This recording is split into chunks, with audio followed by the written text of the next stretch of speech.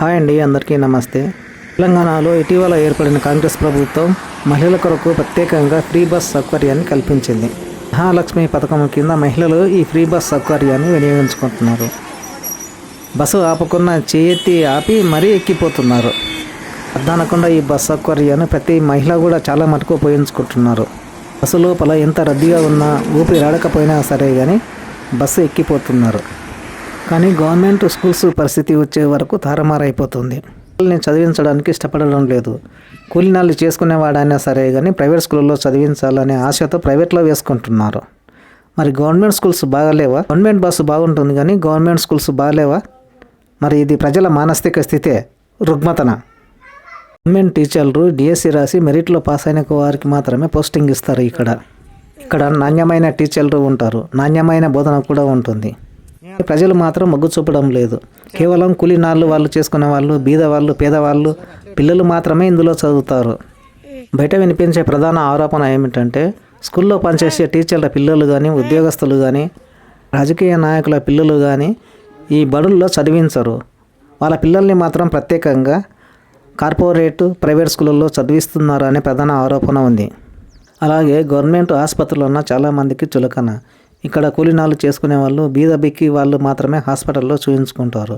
కాస్త కూస్తో ఆర్థికంగా ఉన్న వాళ్ళు ఎప్పుడు కూడా హాస్పిటల్స్కు రారు. ప్రైవేట్ లేదా కార్పొరేట్ హాస్పిటల్స్లో మాత్రమే చూయించుకుంటారు.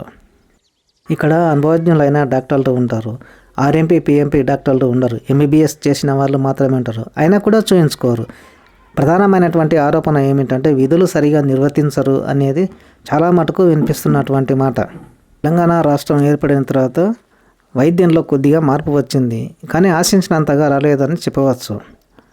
ప్రభుత్వం మాత్రం అందరికీ ఉచిత విద్య, అందరికీ ఉచిత వైద్యం అందిస్తుంది సేవలు.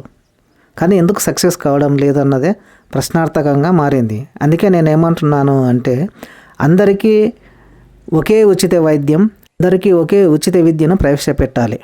ఉన్నోడైనా లేనోడైనా అందరూ ఒకే దగ్గర కూర్చొని చదువుకుంటారు.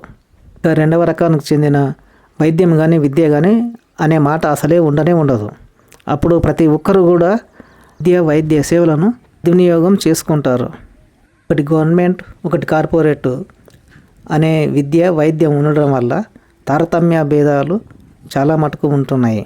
ఆ విధంగా కాకూడదంటే కార్పొరేట్ విద్యను తీసివేయాలి, ఒకే గవర్నమెంట్ విద్యను ప్రవేశపెట్టాలన్నదే నా యొక్క అభిమతం, నా యొక్క సూచన కూడా.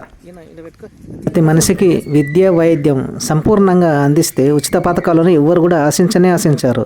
ఇస్తామన్నా కూడా ఎవరు ఆశించరు. ఎందుకు ఈ రెండు వెనుకబడితనంలో ఉన్నాయో మీ కామెంట్ ద్వారా తెలియజేస్తారని ఆశిస్తున్నా. నెక్స్ట్ వీడియోలో మళ్ళీ కలుద్దాం. అంతవరకు సెలవు మరి. Thank you.